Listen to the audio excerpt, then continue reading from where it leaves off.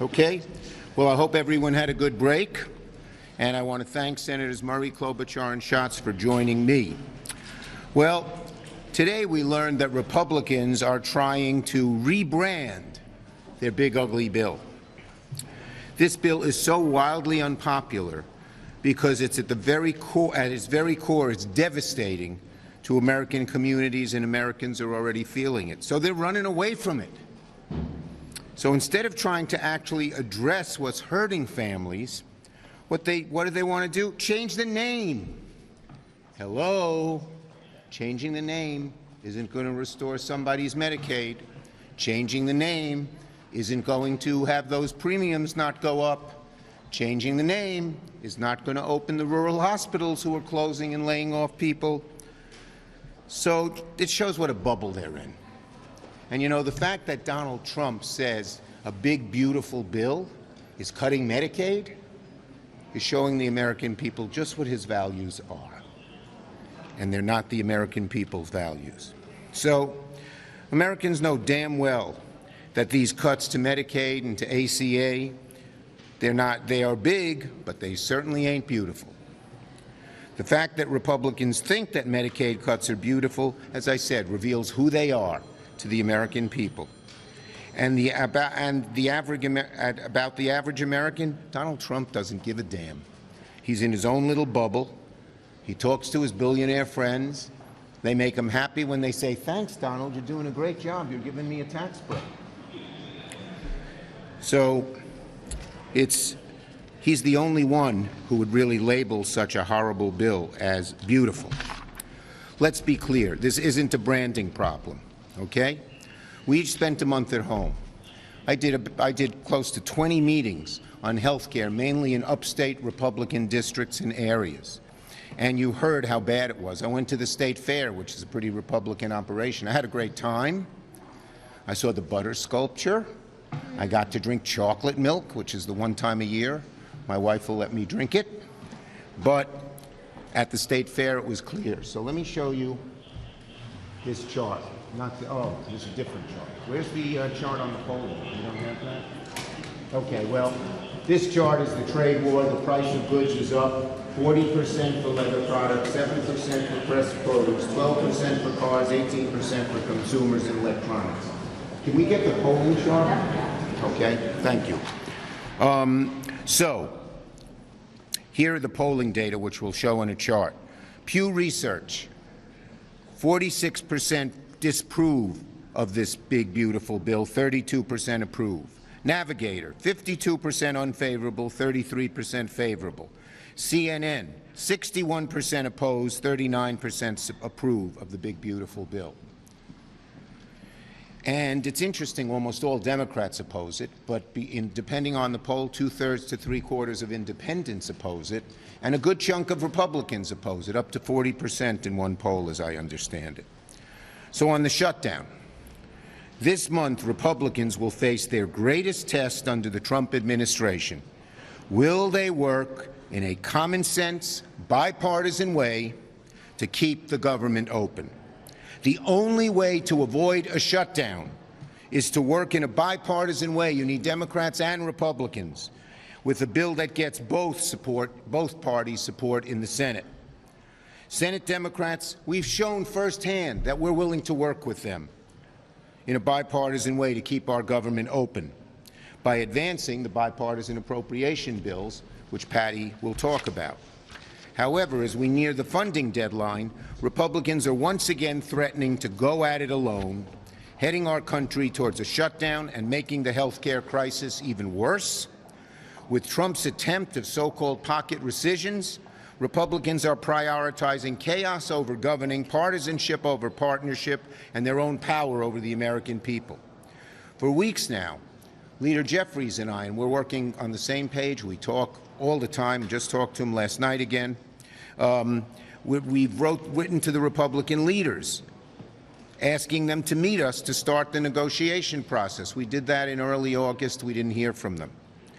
Weeks later, we wrote a letter asking them to meet with us to start negotiating. Again, nothing again. Crickets. We heard nothing. Time is short. Republicans need to stop trying this go-at-it-alone approach. They did that with the big, beautiful bill. Look how that's working out for them. Look how that's working out for them. Chart's not here yet. Okay. We don't want to shut down. We want bipartisan negotiations and a bipartisan bill. If Republicans want to keep the government open, they got to work with us. We need some action from Republican leaders showing that they're serious, that they want to prevent the shutdown by working with us. We Democrats are ready to get to work. Patty. Here it is. The star of the show. Look at this, 46-32, 52-33, 61-39. And I give my colleagues a lot of credit. We did over, I'm sorry, I can't stop. We did over 300 events on health care. Every Democratic senator did an event in their state, I believe. So this message is sinking in. Patty.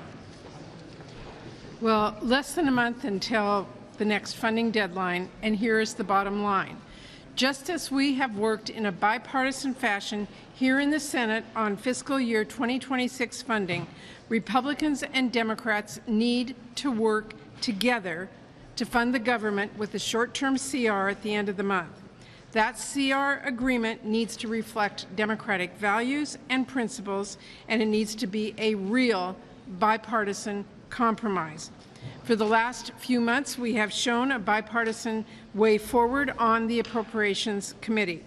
Democrats have shown that we are willing to work in good faith to write bipartisan funding bills that protect investments in education, life-saving research, and a lot more.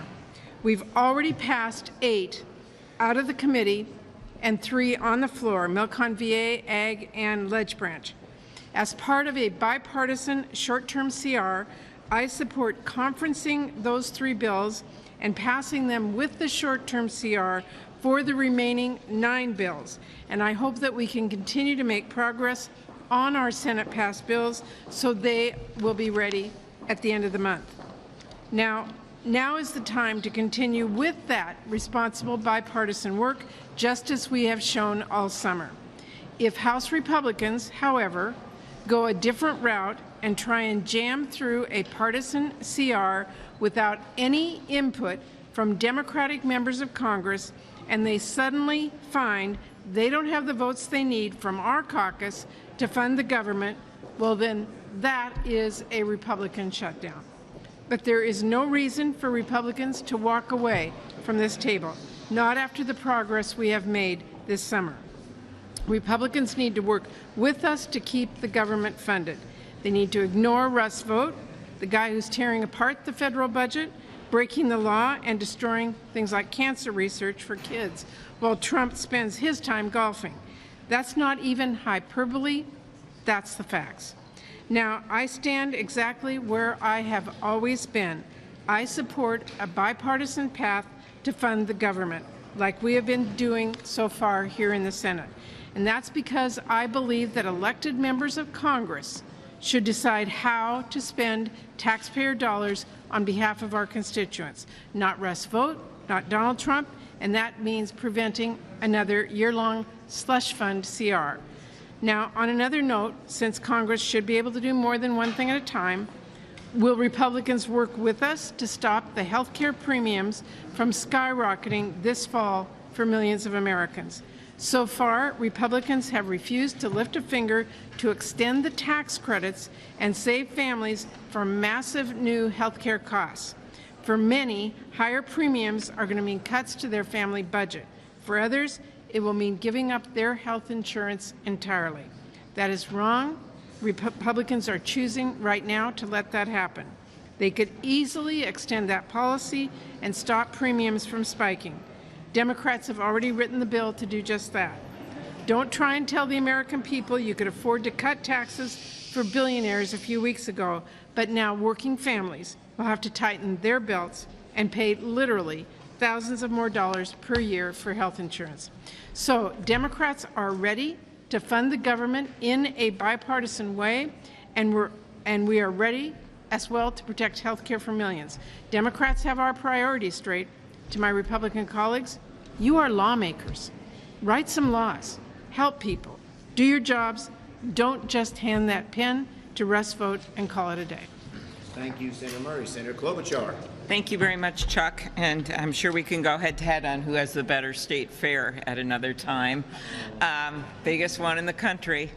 I really think when you, there you go, when you really look at this August, it is the tale of two parties. You have one party, and that is ours, that spent August, as Chuck mentioned, over 300 events, going to rural hospitals, so many of them concerned about these Medicaid and Medicare changes, talking to our constituents who are scared to death because their mom's in the assisted living and they know exactly when that Medicaid funding is going to run out, what's going to happen to them, talking to people who are working 2 jobs but depend on SNAP and getting help when it comes to groceries, and having people that are just looking at their bills, whether it is for their rent, whether it is for their health care, and saying, what did these guys just do to us? That was our August. Then we have these other guys who are literally running out of town hall meetings, hiding in the back of airplanes with hats on. Okay, I may have seen one. Just trying to avoid their constituents while Donald Trump keeps wreaking more havoc, more chaos, and more corruption on this country. So for me, it was actually pretty jarring to come back here, having spent the last few days in my state, embracing these families who had kids that literally watched their friends be shot in the gut, shot in the neck, meeting the family of one of the children who was killed, who that night they were already sitting in the Holy Angels gym trying to find solace among their families and friends. They literally went to that event because they believed in the people that surrounded them. They didn't want to be alone at home. And those harrowing stories of those kids who got saved because their friend who was 3 years older laid their body on top of him, on top of a 6-year-old, and his friends get shot in the back but survives, or the teacher with the little boy who was disabled and couldn't move and took his body out of that wheelchair, threw it under the pew, and laid on top of him. It's pretty jarring to come back here, because those kids and those teachers and those faith leaders in that moment, in that horrible moment, made the decision to look out for each other. And so as I look at this budget before us, I see this opportunity when under Senator Murray and Schumer's leadership, we've been able to already negotiate 3 bills that'll be good for people right out of the Senate through that chamber. That's what we should be doing. We should not be embracing a partisan budget process. We have this moment where our colleagues who we work with all the time in different matters can finally stand up and say, hey, we want to see a better world here, and we want to see something better, and we want to reverse some of the harms that have been done, and we do not want to embrace this partisan process.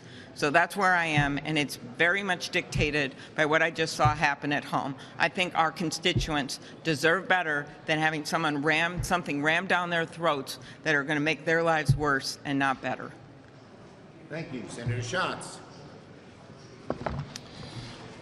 This is not that complicated. Russ Vote in late July said exactly what he thinks, which is that the appropriations process should be less bipartisan.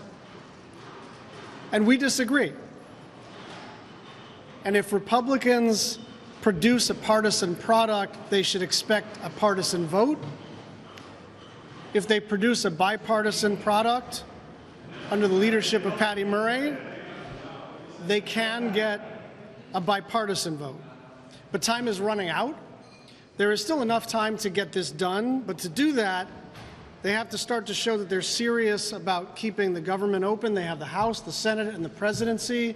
This is on them to initiate the process, and they haven't even scheduled a meeting with the key leaders to keep the government open. And I just want to give my Republican friends some free advice.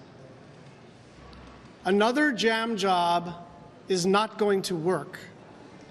You are in charge of the government. The ball is in your court, and you have to decide if you want to shut down or not. Thank you, Senator Schatz. Q&A. Yes. Do you expect to put up a tougher fight this time than you did in March when you took criticism within your party for voting? The bottom line is very simple. We Democrats want a bipartisan bill, and we are pushing the Republicans very hard to do it. We're on our front foot. We're unified. We're strong on health care. They're all divided and fighting with each other. Yes. Could I just add one thing that's different from back then? Donald Trump at the beginning of this year was 9 points up. He's 9 points under. And because of Chuck's work and others in our caucus, we have people who have risen to this moment like Governor Cooper in North Carolina and like Sherrod Brown in Ohio, and who are deciding to run because they believe they can win and they're patriots. And on the other side, you have people that are literally stepping out of the ring. And so it is a very different situation, and they know it. It's much different than last time. We are on our front foot. People now know, as Amy said, how bad Trump is. His numbers went from 52 to 43. We are unified, and we've been on the same message for months already, since the beginning of July, number two. And number three, we have seen that Trump and vote through pocket rescissions, which they just put forward, and all these other issues, don't really want to obey the budget process. Policy matter. Can Democrats agree to a government funding bill if the White House carries out this pocket rescission, or is that a red line for you? We need a bipartisan proposal to avoid a government shutdown. We are working on it. They are not right now. They're not talking to us. Yes. Then does a bipartisan proposal mean taking pocket rescission off the table? We need a bipartisan proposal where we have real input. Yes. No. Her.